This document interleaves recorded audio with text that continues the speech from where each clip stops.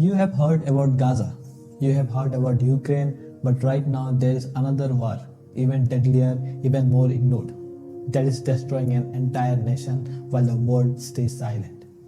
The War of Sudan. A forgotten battlefield where millions are starving, cities are burning, and humanity is disappearing in real time. For 2 years, Sudan has been torn apart by a brutal power struggle between two generals who care more about gold and control than human life. Sudan is a huge country in Northeast Africa, sitting between Chad, Egypt, Ethiopia, and the Red Sea. It is rich in gold, oil, and fertile land, but for decades, its people have suffered under dictators and wars. If you see the timeline, then from 1989 to 2019, Sudan was ruled by a harsh dictator named Omar al-Bashir. He controlled everything through fear. He used military to crush rebellions in Darfur, a western region in Sudan where non-Arab tribes, the African ethnic tribes like the Fur, Jaguar and Mazalit live. And to do this, Bashir created a brutal Arab military known as the Janjaweed, devils on horseback. This men burned villages, raped women, and killed hundreds of thousands, a horror the world once called genocide.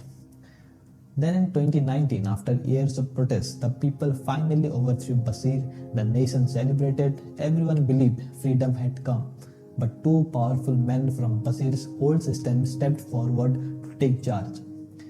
General Abdel Fattah al-Burhan, leader of Sudan's main army, the Sudanese Armed Forces, SAF, and Mohammed Hamdan Dagalo, known as Hemeti, the former Janjaweed commander, who now lead a large paramilitary group called the Rapid Support Forces, RSF. They promised to work together and help Sudan become a democracy, but both secretly wanted absolute power. Burhan controlled the army and the government, while Hemeti controlled the RSF, and through it, Sudan's gold mines and the business networks. So Sudan ended up with two armies, two power centers, and one goal shared by both men, that is control of the whole country. And that is how the stage was set for war. Sudan looked peaceful on the outside, but it was a ticking time bomb inside. And in April 2023, that bomb finally exploded. Burhan and Hemeti were supposed to merge their forces into one national army, part of a peace plan to return to civilian rule. But Hemeti refused. He did not want to lose his independence or his gold empire. Burhan insisted the talks collapsed and both sides prepared for war. And on April 15, 2023, gunfire erupted in Khartoum, the capital city of Sudan. And it was the beginning of a full-scale war between the army, SAF, and the RSF. And within days, Khartoum, a city of 5 million people, was filled with smoke, bombings, and chaos. The RSF, which had more men on the ground, took over parts of the city, looting homes and using civilians as their shields. The army responded with airstrikes, but those bombs hit residential areas, hospitals, and markets. Khartoum turned into a ghost city. Soon the fighting spread to other regions, especially to Darfur, where Hemeti's forces came from. In Darfur, the RSF and allied Arab military started targeting African ethnic groups again, especially the Mazalit tribe, in cities like El Janina and Al Fasir. Villages were burned, families slaughtered, and women attacked. The United Nations called it ethnic cleansing. But where was the world? Busy watching Gaza and Ukraine. And by late 2025, the RSF had captured most of the Darfur, including Al Fasir, the last big city still controlled by the army. And today Sudan is in total collapse. Over 12 million people have been forced to leave their homes, the largest displacement crisis in the world right now. Millions are starving because food and aid cannot reach them. Hospitals in Omdurman, Nyala and Port Sudan are destroyed or shut down.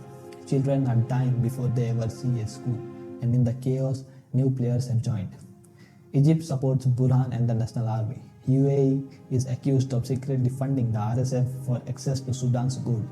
Russia's Wagner Group has helped the RSF with weapons in exchange for gold mining rights. Chad, Ethiopia, and South Sudan are absorbing floods of refugees, straining their fragile economies. So, ask yourself, who profits from this war? Right now, Sudan is dying in silence. The world looks away because there is no oil pipeline for the West to protect, no strategic PR value for global powers. It's a war the media finds too complicated to explain. so they ignore it. But the truth is simple. Sudan's people are being destroyed by two men who care more about power than human life.